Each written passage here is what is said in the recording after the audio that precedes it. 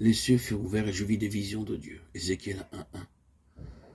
Les visions de Dieu ne sont pas nécessairement des visions extérieures comme ce fut le cas, semble-t-il, pour Ézéchiel. L'apôtre Paul priait pour les Éphésiens que les yeux de leur cœur soient illuminés ou remplis de lumière. Cela peut simplement signifier que l'Esprit de Dieu révèle les choses de Dieu aux yeux de notre cœur, en nous donnant, pour ainsi dire, des leçons imagées, afin de nous enseigner les choses que Dieu veut que nous comprenions. Et souvent, il le fait en illuminant pour nous les personnages vivants de la Bible. Prenons les Écritures et jetons très brièvement un coup d'œil à l'effet que produisit sur diverses âmes une révélation directe et personnelle de Dieu. Dans Genèse 28, nous lisons au sujet de Jacob à Bethel, alors qu'il était couché sur le sol dur, ayant une pierre pour oreiller, il lui fut montré une échelle entre terre et ciel qui lui ouvrait la communication avec Dieu. Ceci est la première étape dans la vie spirituelle. Le Seigneur nous trouve dans le désert, loin de notre céleste foyer, et nous montre l'échelle. Le Seigneur Jésus-Christ comme le chemin vers Dieu. Le Seigneur Jésus-Christ lui-même a dit « Je suis le chemin. Nul ne vit en Père que par moi. » Jean 14:6.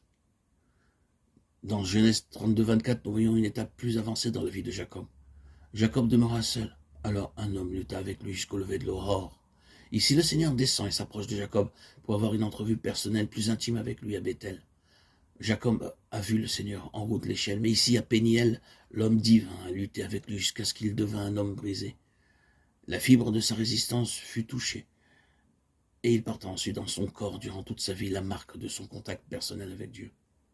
Nous pourrons dire, oui, je connais Bethel, je me souviens du moment où le Seigneur me dévoila le chemin d'accès à lui-même, l'échelle entre la terre et le ciel. Mais j'avoue qu'en expérience jusqu'à présent, c'est comme si Dieu était en haut dans le ciel et moi ici, en bas, sur la terre. Il se pourrait que votre Péniel ait lieu cette semaine. Dieu peut s'approcher de vous pour avoir une entrevue personnelle plus intime. Vous vous sentirez peut-être seul au milieu des autres, comme s'il n'y avait que Dieu et vous dans ce lieu. Vous serez complètement absent à tout ce qui se passe autour de vous.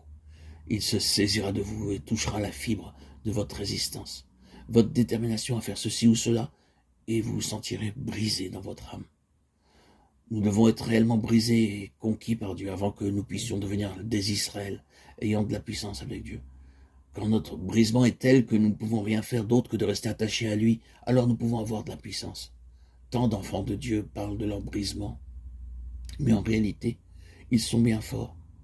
C'est proportionnellement à notre faiblesse que la puissance divine agira en nous et à travers nous. Nous pourrons traverser que des choses même que nous pensions être de Dieu sont celles que nous avons à abandonner. Là où nous paraissons être plus forts, c'est peut-être où nous sommes plus faibles. Mais seul Dieu peut nous montrer cela. Passons ensuite à Gédéon et voyons comment la vision de Dieu lui est arrivée. Gédéon battait du froment oppressoire pour le mettre à l'abri des Madianites lorsque l'ange de l'Éternel lui apparut et lui dit « L'Éternel est avec toi, vaillant héros. » L'Éternel se tourna vers lui et dit « Va, avec cette force que tu as, et délivre Israël. N'est-ce pas moi qui t'envoie ?» Juge 6:12-14. Nous avons ici la révélation de Dieu à une âme timide et craintive. Gédéon tremblait, s'affligeait et priait pour Israël, ne pensant guère qu'il était l'instrument choisi par Dieu pour délivrer Israël.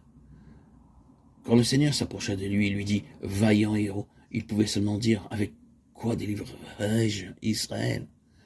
Lorsque le Seigneur nous révèle quelque chose de nous-mêmes, notre danger alors c'est de passer à l'autre extrême, de reculer, de nous cacher, rétifs à sortir pour aller dans une œuvre offensive.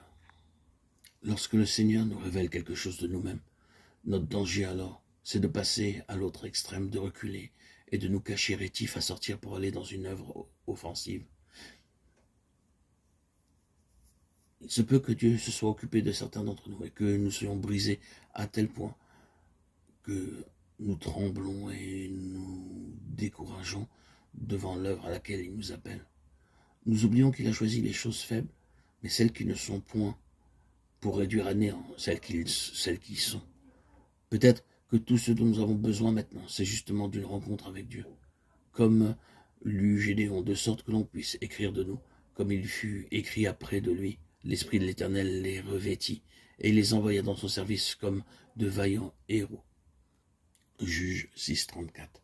Le peuple qui connaît son Dieu sera fort et agira. Daniel 11:32b.